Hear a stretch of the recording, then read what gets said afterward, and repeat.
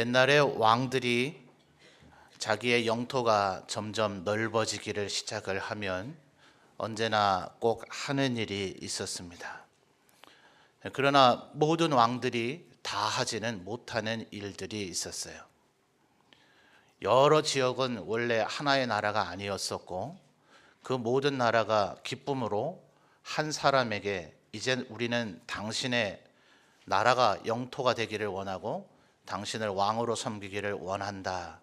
이런 일이 일어났을 리가 없지 않습니까? 모든 지역들이 강력한 정복 군주에 의해서 하나씩 정복이 되어지고 왕이 되고 난 후에 그 지역의 사람들은 분명히 왕이 있다. 예를 들어 이스라엘 같으면 예루살렘에 왕이 계신 데더라 하는 얘기를 들었지만 각 지역의 귀족들 정도는 예루살렘에 가서 왕의 얼굴을 뵙고 예루살렘의 왕궁을 구경을 하고 그 강력한 왕의 힘을 느껴봤으려는지는 모르지만 각 지역의 백성들, 평민들은 우리의 왕이 어떤 분인지 우리나라가 과연 얼마나 강력하고 힘이 있는 나라인지 그들은 알기가 어려웠습니다. 그래서 왕들이 자기의 왕권을 드러내기 위해서 하는 것이 소위 말하는 요즘 현대적 표현으로 하면 초도순시라 하는 거죠. 대통령께서도 가끔 각 지방 도시들을 이렇게 돌아보는 이유도 그런 왕들의 전통, 그들의 관습이 이어지는 이유도 있고 또 군대의 장군들도 마찬가지죠. 그 예하 부대가 연대, 대대, 중대 이런 것들이 포항의 해병 1사단처럼 한 울타리 안에 모여 있는 극히 특별한 부대가 있지만 대부분의 부대들은 꽤 넓은 지역에 흩어져 있기 때문에 사단장님이 누구인지 한 번도 보지 못하는 병사들이 있을 수 있기 때문에 각 연대, 대대, 중대를 돌아보는 순시를 하게 됩니다. 이건 그냥 놀러 가는 것도 아니고 아무런 의미 없이 가는 것도 아닌 그들에게 그들의 왕이 얼마나 강력한 힘을 가지고 있는가를 보여주는 하나의 행사이고 또 왕이 자기들에게 오는 것을 경험하게 되는 그 도시에서는 다시 한번 왕에게 충성을 맹세하는 그런 중대한 순간입니다. 그들 모두 다는 도시를 청소하는 것은 말할 것도 없고 그 왕과 왕이 함께 오는 그 모든 왕의 일원들을 그 도시에 묵을 동안 그들의 먹을 것, 마실 것, 입을 것, 지내는 모든 것을 책임지고 극진하게 대접을 함으로써 우리가 당신의 백성이고 당신에게 여전히 충성하고 있다는 것을 보여줘야 하는 하나의 예식이었습니다. 왕은 마찬가지로 그 지역에 올 때는 그 지역 사람들이 자기를 믿고 신뢰할 수 있도록, 왜냐하면 왕이 힘이 없다, 왕이 연약하다 하는 것은 내가 이 나라의 일원으로 되어 있는 것이 과연 내게 도움이 될까 불안함을 줄 수 있기 때문에 왕은 비록 자기의 현실이 지금 조금 좋지 않다 하더라도 최대한 화려하게, 최대한 능력이 있는 것처럼, 최대한 강력한 힘을 가진 것처럼 보여주면서 그 지역을 오는 것이 하나의 방법이었습니다. 그걸 보면서 우리 왕은 대단하시다. 저 왕에게 충성하는 것만이 우리에게 유일한 행복의 길이다. 저 왕과 함께 있으면 우리도 행복할 것이다 하는 것을 왕도 보여주고 백성들도 확인하는 것이 이 왕들이 도시에 방문을 하는 이유들이었습니다. 그런데 여러분, 이스라엘 백성들에게는 어땠을까요? 지난 수백 년간 이스라엘인들은 그런 왕을 본 적이 없습니다. 바벨론의 포로가 되어지고 난 이후 나라가 멸망이 되어져서 유대에는 왕이 없었고 바벨론, 메데, 파사 그리고 헬라, 로마로 이어지는 계속해서 이방인들의 압제만 있었을 뿐입니다. 여러분, 인도 땅이 굉장히 넓지 않습니까? 미국에 50개가 넘는 주가 있듯이 인도에도 굉장히 많은 그런 지방 단위의 우리로 말하면 도에 해당되는 지방들의 그 구획이 있는데 인도가 그 큰 땅덩어리가 한 번에 식민지가 된 게 아닙니다. 영국에 의해서 먼저 먹힌 주가 있고 그 다음에 점령당한 지역이 있고 그 다음에 점령당한 지역이 있어서 조금씩 점령을 당하게 되어집니다. 여러분 어디부터 점령을 했을까요? 가장 돈 많고 뺏을 게 많은 윤택한 지역부터 영국이 점령을 했습니다. 지금 이제 영국에게서 인도가 해방되어지고 인도의 독립국가를 이루고 난 이후 인도 안에서 가장 못 사는 나라는 어디일까요? 제일 먼저 점령을 당했던, 영국이 인도를 정복하기 전에는 제일 잘 살았던 지역이 얼마나 혹독하게 착취를 당했는지 지금도 제일 못 사는 지역이 되어져 있습니다. 그러니 메데 파사, 바벨론, 메데 파사, 헬라, 로마로 이어지는 이들은 그런 왕이에요. 내가 너희들의 왕이다. 너희를 보호한다. 너희에게 행복과 번영을 내가 약속한다. 너희들이 나에게 충성한다면 나는 너희를 보호할 것이다 하는 그런 자비롭고 위대한 왕이 아니라 지금까지 유대인들이 수백 년간 겪었던 것은 왕의 모습은 코빼기도 본 적이 없고 로마 황제는 한 번도 방문한 적이 없고 그들의 대리자인 총독들이 와서 한 것은 혹독한 세금을 걷어감으로 인해서 이스라엘인들을 가장 못 살게 만드는 일들만이 수백 년간 계속 되어졌던 것이에요. 그래서 이제 예수님이 오실 때에 예수님은 어떤 모습으로 나타나십니까? 그분은 겸손하셔서 나귀를 타신 왕으로 나타나십니다. 그렇지 않아도 그냥 왕을 말 타고 아주 위엄을 드러내며 와도 좋겠지만 이것이 유대인들에게는 얼마나 상징적이고 충격적인 모습이었을까요? 우리에게는 말이나 낙이나 거기서 거기 같아 보일 수 있겠지만 말들은 사실 전쟁이 아닐 때에도 말을 타고 다니는 이들이 있긴 있지만 원래의 목적과 용도는 전쟁용입니다. 전쟁에 주요하게 사용되어지는 무기입니다. 말을 탄 기마병 하나가 그냥 평지를 걸어 다니는 보병 5에서 10명까지도 상대할 수 있다는 것이 당시에 군대를 무장시키는 기본 개념입니다. 그러니 말은 그냥 우리가 생각하는 그냥 가축이나 오늘날의 스포츠의 용도가 아니라 강력한 군사력의 상징인 거죠. 반면 나귀는 어떻습니까? 이것은 군대에서는 쓸모가 없는 것이고 경제적 풍요로움의 상징입니다. 나귀를 키우려면 사람이 먹고 살 것이 해결되고 난 이후에야 짐승에게 사료를 먹일 수가 있죠. 보릿고개 같은 것을 겪으면서 우리 먹을 것도 없는데 뭔 가축을 잡아먹을 수 있는 소나 양이나 닭이나 돼지 같은 것이라면 우리 먹을 걸 줄여서라도 어차피 우리가 잡아먹을 거니까 키워야 되겠지만 나귀 고기가 맛있다는 얘기 들어보셨어요? 그건 먹을 용도의 짐승이 아니라 그것으로서 물건을 실어 나름으로써 내 부와 이익을 더 도모해야 되기 때문에 사용되어지는 동물입니다. 그러니 나귀는 아무 시대나 누구나 키우질 못해요. 내가 기본적인 어떤 경제가 이루어지고 난 이후에 그래도 이제 살만할 때 어느 정도 부자가 됐지만 더 좋은, 더 큰 부자가 되기 위해서 사용하는 것이 나귀입니다. 그러나 언제나 나라가 전쟁에 시달리고 나라의 안전이 위협받고 있다면 나귀를 키워야 되겠어요? 말을 키워야 되겠어요? 말을 키워서 언제라도 있을지 모르는 전쟁에 대비를 해야 되죠.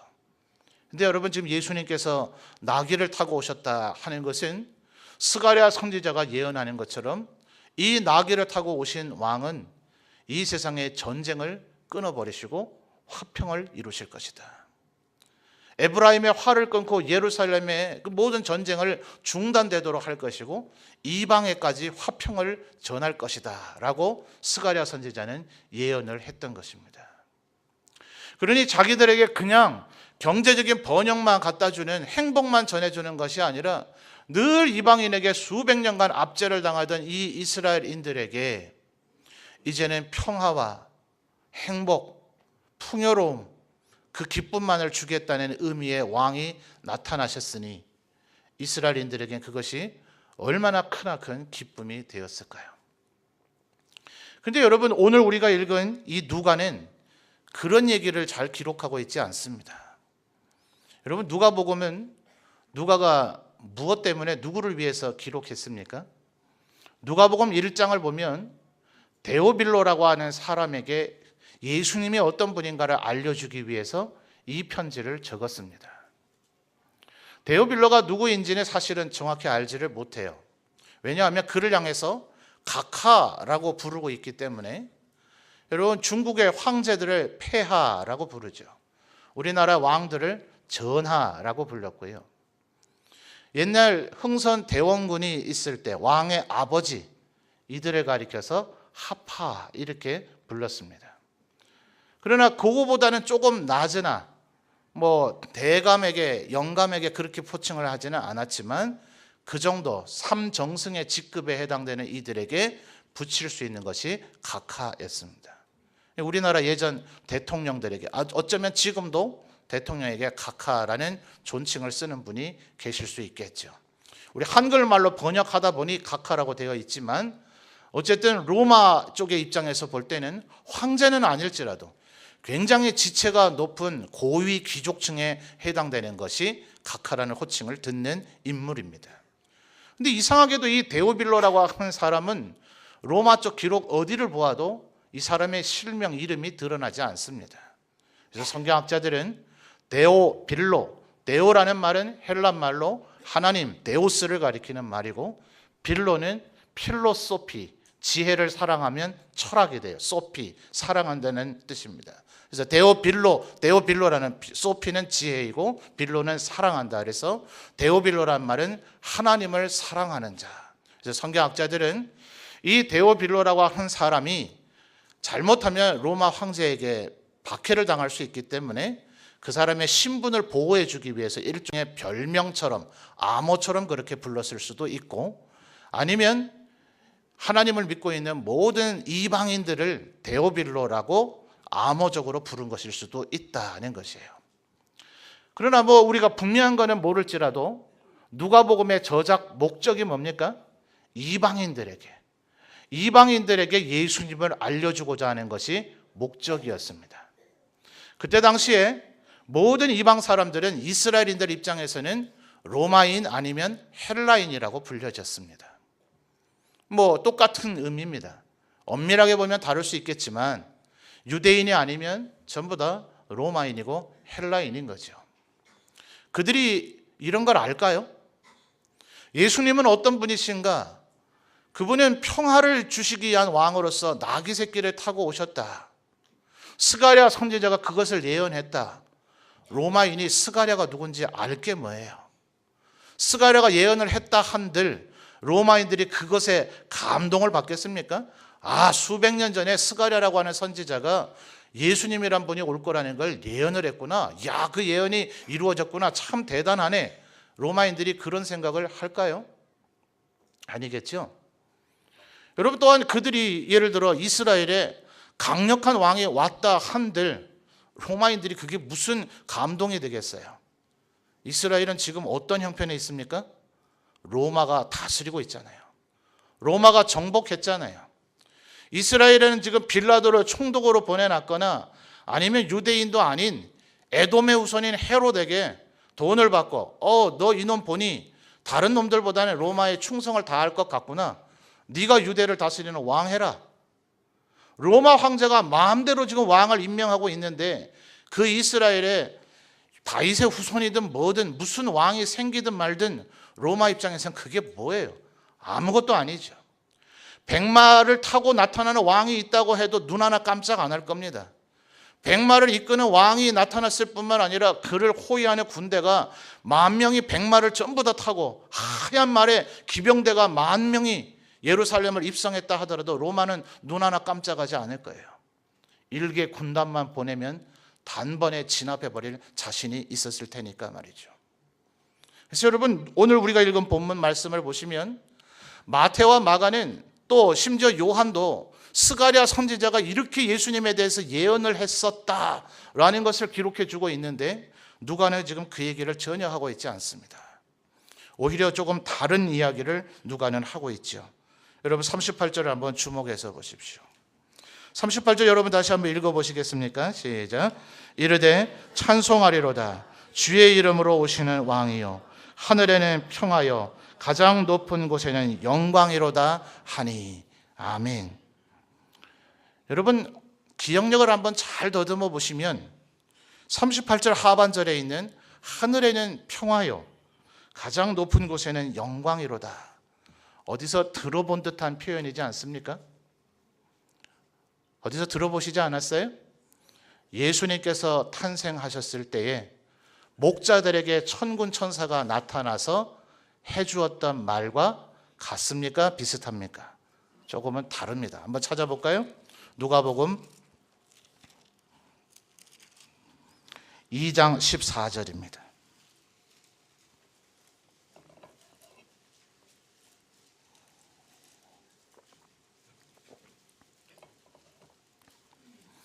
누가복음 2장 13절과 14절을 보죠. 자, 함께 읽겠습니다. 찾으신 분만 아멘요. 누가복음 2장 13절 14절입니다. 함께 봉독합니다. 호련히 수많은 천군이 그 천사와 함께 하나님을 찬송하여 이르되 지극히 높은 곳에서는 하나님께 영광이요 땅에서는 하나님이 기뻐하신 사람들 중에 평화로다 하니라. 아멘. 자, 2장 14절과 지금 19장 38절의 하반절을 잘 비교해 보십시오. 어순이 바뀌었죠. 2장 14절에는 먼저 지극히 높은 곳에서 하나님께 영광이다 하는 것을 먼저 얘기하고, 뒤에 땅에서 평화다, 땅에는 하나님이 기뻐하신 사람들 중에 평화라고 얘기했는데, 이제는 순서가 바뀌었을 뿐만 아니라 땅에서의 평화가 아니라 하늘의 평화이고, 지극히 높은 곳이나 가장 높은 곳은 사실은 같은 말이죠. 높은 곳에서는 영광이다 하는 말은 같이 반복되어지고 있습니다. 여러분, 누가복음 2장 14절 예수님의 탄생에 대한 이야기는 마태와 누가만 기록하고 있어요. 마가와 요한은 예수님의 어린 시절에 대해서는 과감히 생략하고 세례받을 때부터의 일들을 기록하고 있습니다. 근데 마태는 이런 부분은 기록하지 않았죠. 오직 누가만이 기록하고 있는 누가복음 2장 14절의 연장선상에서 지금 누가는 이 이야기를 하고 있는 겁니다. 이스라엘인들은 계속해서 로마의 압제를 당하던 상황 속에서 나타난 그런 착취하는 나쁜 그런 왕이 아니라 우리를 진정으로 사랑하고 우리의 평화와 우리의 부강과 행복을 가져다 줄 겸손하신 왕의 차원을 넘어서서 로마인들은 어쩌면 그런 걸 비웃고 멸시하는지 모릅니다. 로마인에게는 힘이 곧 정이고 힘이 곧 선이었기 때문에 그렇습니다. 로마는 힘을 숭상합니다. 강한 자가 곧 좋은 것이다. 겸손하다, 약하다, 로마인은 그것을 비웃고 멸시합니다. 그래서 지금 이 누가는 그 로마인들에게 너희들이 생각하는 것처럼 예수님은 그런 허수아비가 아니라는 거죠. 그가 비록 우리에게 겸손한 모습으로 오시기는 했지만 우리가 그분을 그렇게 멸시하거나 만만히 보거나 가볍게 여길 수 있는 분이 아니라는 거죠. 그분은 바로 온 세상 로마의 황제도 두려워해야 할 만군의 주시며 만군의 여호와 하나님이시라는 사실을 밝혀주고 있는 것입니다. 천군 천사가 그분의 탄생 때도 영광을 돌렸던 바로 그분, 하늘에서부터 시작된 그 평화의 소식이 땅으로부터 이제 전해지고 그 땅에 하나님을 기뻐하심을 입은 사람들, 하나님에게 선택받은 사람들, 하나님을 믿고 섬기는 이들에게 그 땅에 평화가 이루어졌던 이것이 이제는 다시 하늘로까지 그 평화가 전파되어져서 가장 높은 그곳에 오직 이분에게만 영광이 돌려져야 되는 분, 그분이 바로 예수님이다 하는 거예요. 여러분, 우리는 지금까지 예수님께서 예루살렘에 나귀를 타고 입성했다 하는 것 때문에 그분은 겸손하시다, 이것에 우리의 마음을 착안한 나머지 혹시 예수님을 우리도 가볍게 여기고 있지는 않습니까? 우리가 주님 앞에 그분이 어떤 분인가를 혹시 망각하고 잊어버리고 계신 것 아닙니까?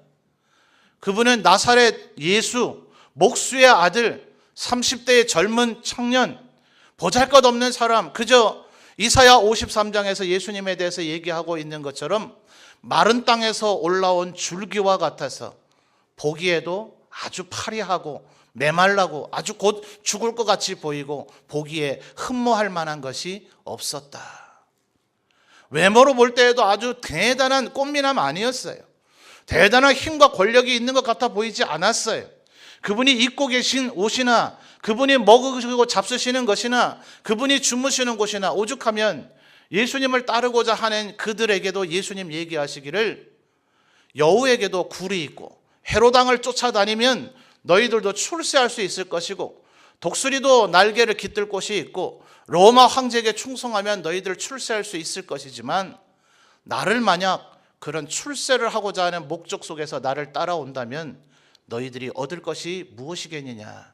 인자는 머리 둘 곳이 없다 라고 말씀하신 것이 예수님의 모습이었어요.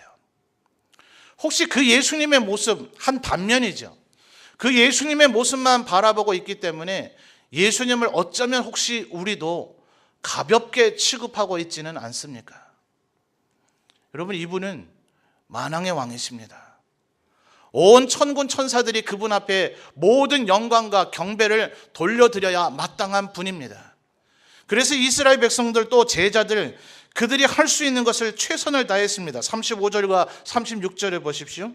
그것을 예수께로 끌고 와서 자기들의 겉옷을 나귀 새끼 위에 걸쳐놓고 예수를 태우니 가실 때에 그들이 자기의 무엇을 길에 폈다고요?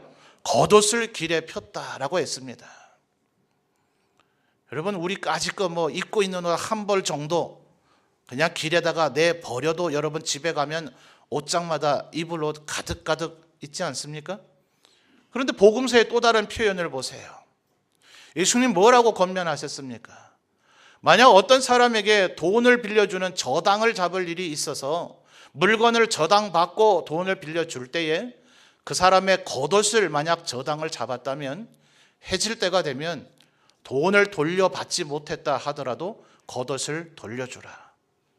왜냐하면 이스라엘은 4계절 모두 다가 얼마나 하루의 일교차가 큰지 낮에는 50도까지도 올라가는 일이 허다하고 밤에는 10몇 도로 떨어지지만 우리에게 10몇 도는 오히려 아마 오늘 날씨가 그 정도 되지 않겠어요?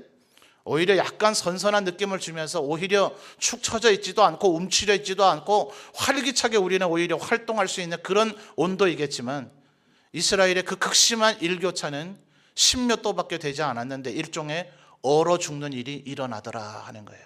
참 사람이 신기하죠. 영하로 떨어지지 않았는데 인간은 얼어 죽어요. 그래서 예수님은 바로 그것을 염두에 두고 하시는 말씀입니다. 겉옷을 돈을 돌려받지 않았다 하더라도 그 사람이 이 밤 그 겉옷이 없으면 얼어 죽을지 모르니 일단 사람부터 살려야 되지 않느냐. 돈은 떼어 먹히더라도 나중에 돈을 돌려받더라도 일단 그 겉옷을 돌려줘라. 왜요? 당시에 이스라엘에 사는 사람들의 형편은 겉옷은 유일한 것이었기 때문에 그래요. 오죽하면 여러분 예수님이 십자가에 달려 죽으셨어요. 아까 예수님이 십자가에 달려 죽으실 때 그분의 모습이 아주 화려하다 그랬습니까? 우리나라 명동이나 강남, 압구정동 그런 데서 팔만한 수백만 원짜리 화려한 그런 옷을 걸치셨어요? 아니라 그랬죠.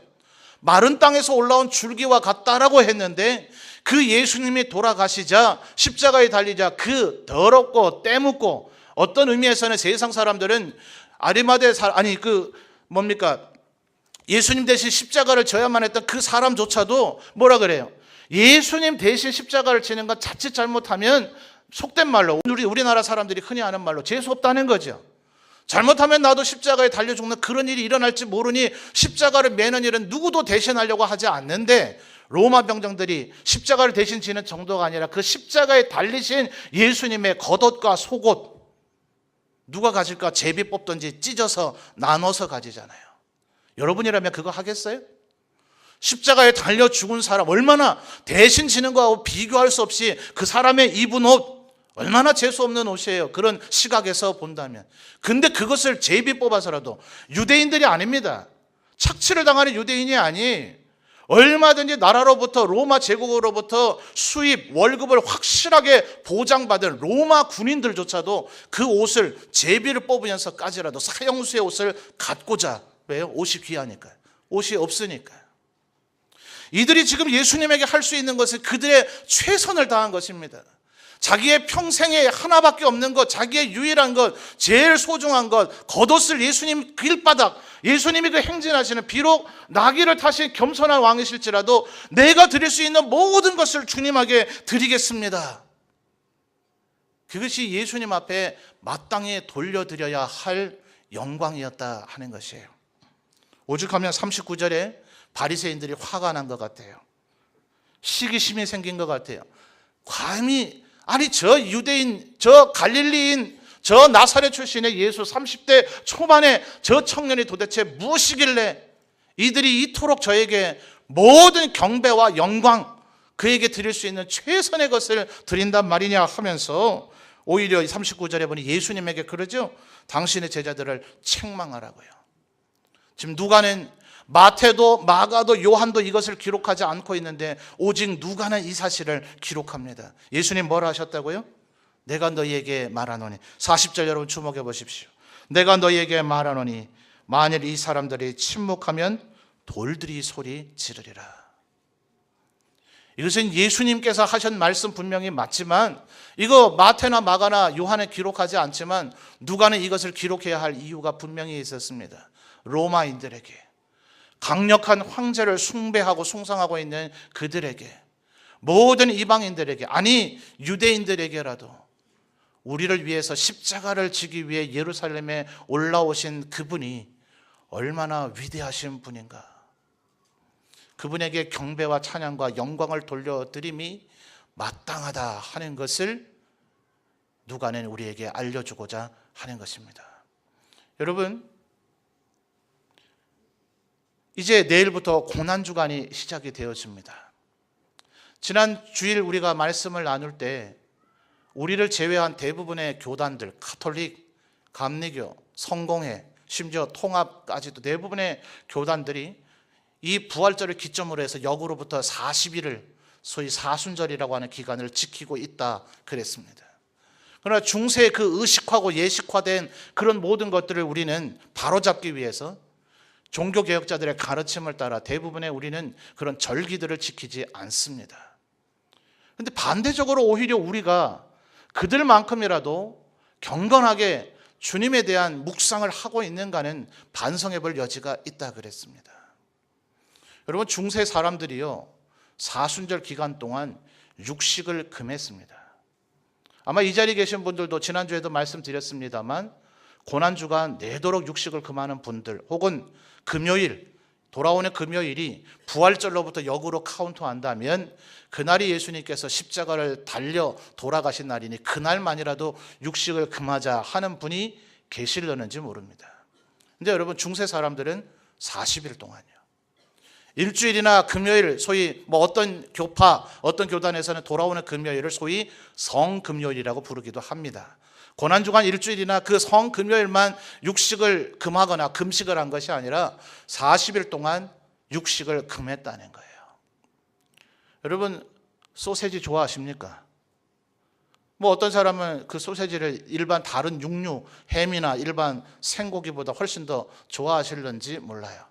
근데 사실 그 소세지라고 우리나라의 개념으로 하면 순대라고 볼 수 있겠죠. 이 개념은 사실은 그 안에 부속물들이 그다지 고기로서는 등급이 좋지 않은 거죠.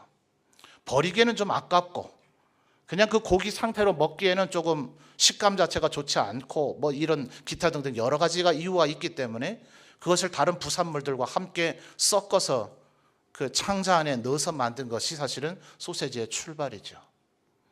좋은 고기 아닙니다.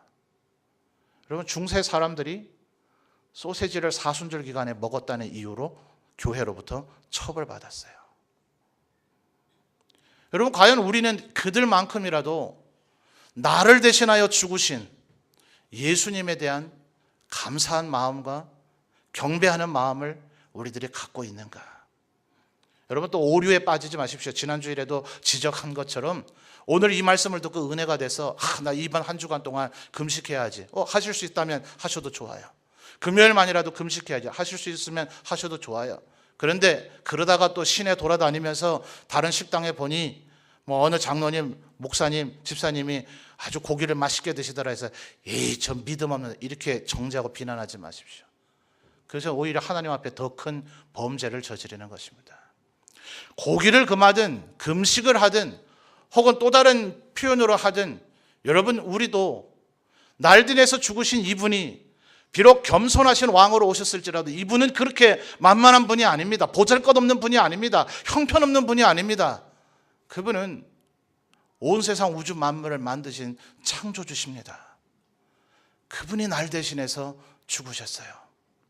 그것을 위해서 지금 예루살렘에 입성하셨어요.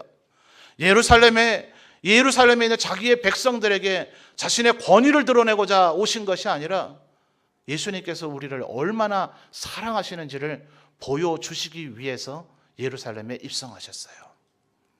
여러분, 억지로 여러분의 겉옷을 벗어 던지지는 마십시오. 의무적으로 겉옷을 벗어 던지지는 마십시오. 37절을 마지막으로 한번 보죠. 이들이 자기의 유일한 것, 자기의 가장 소중한 것, 자기가 드릴 수 있는 최선의 것을 이 예수님 앞에, 이 겸손하신 예수님 앞에 드린 이유가 뭘까요? 37절.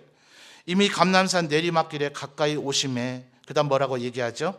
제자의 온 무리가 자기들이 본 바 모든 능한 일로 인하여 기뻐하며 큰 소리로 하나님을 찬양했다고요. 이들의 머릿속에는 지금 나귀를 타고 겸손한 모습으로, 어떤 면에서는 조금 우스꽝스러운 모습으로 예루살렘에 입성하고 계신 예수님만 보이고 있는 것이 아니라 풍랑을 잔잔케 하셨던 예수님, 오병이어로 나를 먹이셨던 예수님, 야이로의 딸을 되살려 주셨던 예수님, 나인성 과부의 아들을 되살려 주셨던 예수님, 이미 죽어서 썩은 냄새가 나고 있는 나사로를 되살려 주셨던 예수님, 안식일에 뭔가 비난을 당하면서도 중풍병자를 고쳐주셨던 예수님, 지붕을 뜯고 예수님 앞에 나온 이를 나무라지 아니하고 고쳐주셨던 예수님, 감염될까 봐 딴 사람들은 가까이 가는 것조차도 주저했던 문둥병자를 만지시면서까지 고쳐주셨던 예수님, 세리이고 창녀이고 죄인이었던 자기들과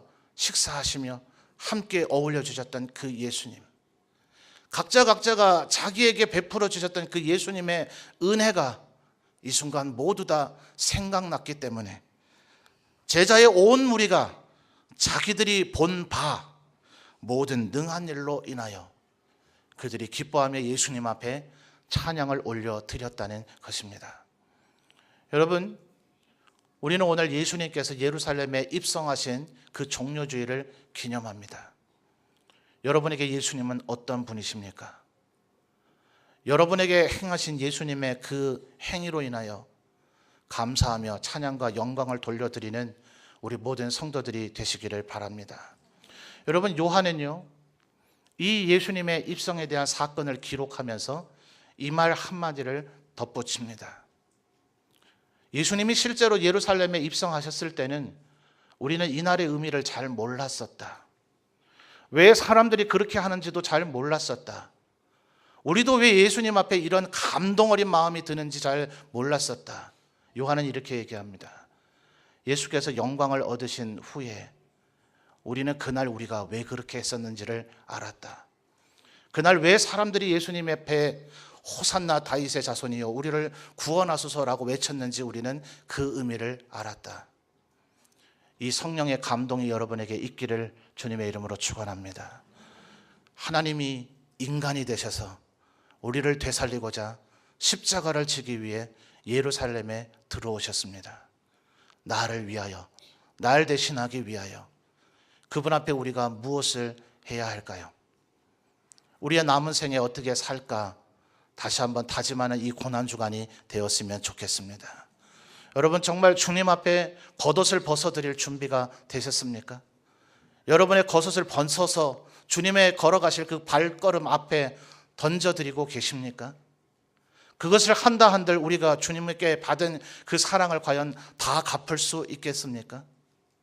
우리의 남은 생에 날 대신해서 죽으신 주님 앞에 나는 무엇을 해야 할까? 내가 드릴 겉옷은 무엇일까? 나는 앞으로 무엇을 위하여 어떻게 살아야 할까? 다시 한번 다짐하며 결단하며 기도하며 묵상하는 이 한 주간이 되시기를 주님의 이름으로 축원합니다.